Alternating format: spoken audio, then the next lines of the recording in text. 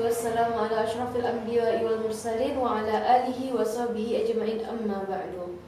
Pertama-tama marilah kita panjatkan puji serta syukur atas kehadiran Allah Subhanahu wa taala yang telah memberikan kita nikmat iman, nikmat Islam sehingga kita bisa berkumpul pada kesempatan kali ini.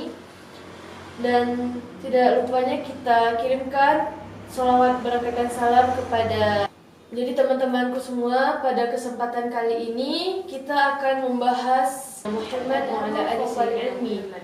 Akhlak itu lebih penting daripada kepintaran. Dan alhamdulillah pada kesempatan kali ini kita telah dibersamai oleh Ustadz kita yang sama-sama kita hormati, yakni Ustadz Ilham Afriyadi selaku pimpinan Pondok Pesantren MTI Kapau. Dan teman-teman semua, saya berharap kita bisa sama-sama merenungi dan meniatkan belajar dengan apa yang disampaikan oleh Ustadz. Dan kepada Ustadz, waktu dan tempat saya persilahkan. Baiklah, bismillahirrahmanirrahim. Assalamualaikum warahmatullahi wabarakatuh. Alhamdulillahirrahmanirrahim. Hamdan katsiran kama amar. Asyhadu an la ilaha illallah wahdahu la syarika lah wa asyhadu anna Muhammadan abduhu wa rasuluh sallallahu alaihi wasallam. Yang sama-sama kita hormati Yat Siti selaku pembawa acara pada hari ini.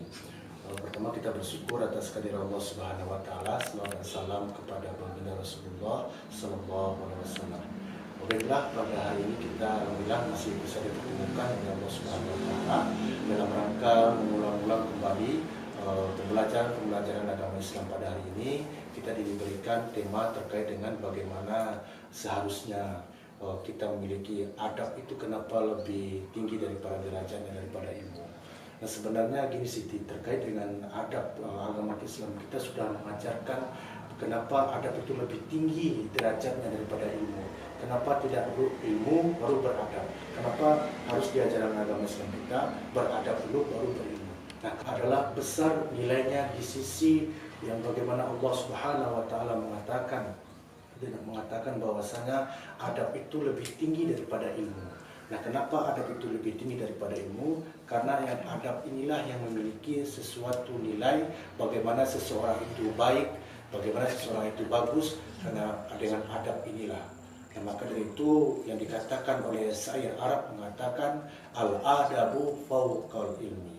Adab itu lebih tinggi daripada ilmu. Karena adab inilah yang bisa membuat kita sebagai orang yang berilmu, karena belum tentu bisa dikatakan hebat emosionalnya karena ilmunya ada, akan tetapi adabnya tidak ada. Maka dari itu kalau orang yang dikatakan baik emosionalnya adalah adabnya lebih tinggi, baru ilmunya lebih ada.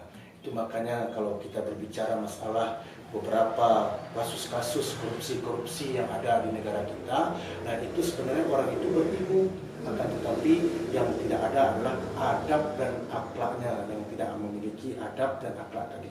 Itu makanya kalau ada ilmu tidak beradab, maka manusia itu semacam keberingasan yang ada, karena tidak ada memiliki hati nurani. Karena di adab itu kita dipelajari sebagai ada hati nurani, bagaimana kita tata cara kalau di rumah tangga, ada adab kepada kedua orang tua, bagaimana adab istri kepada suami, itu sudah ditentukan di ajaran agama Islam kita.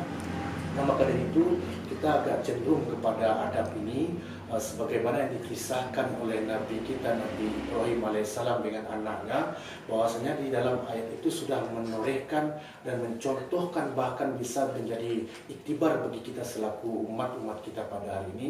Apa itu yang cenderung sering dibacakan oleh para buya-buya kita, para ustaz-ustaz kita itu di momen Idul Adha. Bahwasanya ada ayat yang mengatakan di dalam surat As-Saffat ayat 102. Nah, jadi bahkan ayat As-Saffat 102 ini bahkan itu mencerminkan antara Nabi Ibrahim dengan anaknya yang akan cikal bakal menjadi Nabi Ismail. Nah, apa kata Allah mengatakan di dalam firman-Nya di dalam surah As-Saffat ayat 102 itu, a'udzubillahi minasyaitonirrajim. Wa falamma balagha ma'ahu sa'ya qala ya bunayya inni ara fil manam anni asbahuka fanzur maza tara. Artinya apa? Ada kemusawarahan, artinya ada ketika walaupun keputusan itu di rumah tangga, contohnya saudara yang menyampaikan hari ini, keputusan itu hanya benar ada di seorang ayah di rumah tangga yang contohkan. Nah, karena kita itu memiliki ada yang namanya ditanamkan adab spiritual yang diberikan dicontohkan oleh Nabi Ibrahim, maka Nabi Ibrahim tetap walaupun keputusan di kepala keluarga ayah, akan tetapi tetap yang ada namanya bermusyawarah. Bermusyawarah itu adalah salah satu mencerminkan adab bahwasanya kita selaku, walaupun dalam ayat ini mengatakan laki-laki itu auzubillahi minasyaitonirrajim, ar-rijalun qawwamun 'alan nisa. Laki-laki itu adalah pemimpin bagi wanita. Akan tetapi di dalam kisah Nabi Ibrahim dengan anaknya dan keluarganya, Siti Hajar istri beliau, itu sudah sangat mencerminkan di kelas kecil adab yang perlu kita dahulukan daripada ilmu di kalangan level keluarga. Nah, kenapa kita cenderung kepada level rumah tangga? Karena di tengah-tengah masyarakat itu sebenarnya baiknya pemuda, baiknya laki-laki, baiknya perempuan di tengah-tengah masyarakat, kalau baik di dalam rumah tangganya, ada situ ayah, ada di situ ibu, ada di situ anak, insya Allah akan baik di tengah-tengah rumah tangga, di tengah-tengah masyarakatnya. Maka dari itu, adab inilah yang terutama sekali yang sudah dicerminkan oleh Nabi Ibrahim dengan anaknya, perlunya musyawarah tadi. Kemudian di situ juga perlu sekali yang kita tanamkan di dalam adab ini. Kenapa adab itu lebih ditinggikan derajatnya? Karena melihat sosok seorang umat manusia itu adalah dengan adab tutur katanya. Jadi dengan tutur katanya ada saling harga menghargai karena ada adab, ada saling menghargai antara anak dengan ayah, ayah dengan anak, itu ada musyawarah terjalin dan bisa di situ ada yang namanya kesepakatan yang harmonis di tengah-tengah rumah tangga. Jadi kita agak cenderung kalau berbicara masalah al-adabu fawqal ilmi, itu sebenarnya adalah di rumah tangga. Karena angka perceraian yang banyak di pengadilan-pengadilan agama itu salah satunya adalah karena tidak duduknya konsep terkait dengan bagaimana kita memiliki hak yang namanya adalah adab dan berkonsep kepada orang tua dengan istri-istri dengan anak, ayah dengan anak.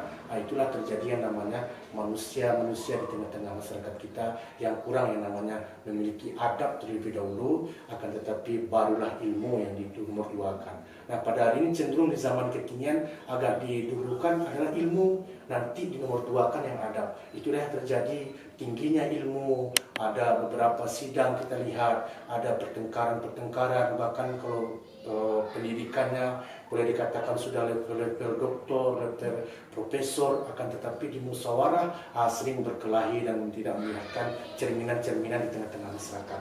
Ini kenapa yang adab tadi tidak didahulukan, karena apa? Yang dikatakan oleh syair Arab tadi, al-adabu fawqal ilmi, itu adalah yang didudukan adalah derajatnya adalah yang beradab. Berarti yang bisa Siti tangkap dari yang Ustaz jelaskan, walaupun seorang berilmu itu akan melahirkan, tanpa adab itu akan melahirkan kesombongan ya Ustaz? Iya, pasti lahir sombong sana. Dan orang yang beradab tanpa ilmu akan tetap membawa dia ke dalam kebaikan. Apa itu benar Ustaz? Itu makanya di ajaran agama Islam kita, kalau kenapa didahulukan adab, karena nanti akan membawa ada beberapa hal poin yang negatif, merugikan dirinya sendiri dan merugikan orang lain. Terutama beberapa kita ada di lapas di daerah kita ini di Biaro, itu banyak para napi-napi, itu semuanya ada sebagian napi-napi itu ada memiliki, boleh dikatanya memiliki sekolah berpendidikan lah, tingginya tinggi. Nah, karena mereka tidak mendahulukan yang namanya, tidak mempelajari dan tidak menerapkan yang namanya adab tadi, maka dari itu ada memiliki cenderung bisa membunuh, bisa murah pertengkaran, dan beberapa banyak negatif yang akan timbul karena ilmunya yang tinggi.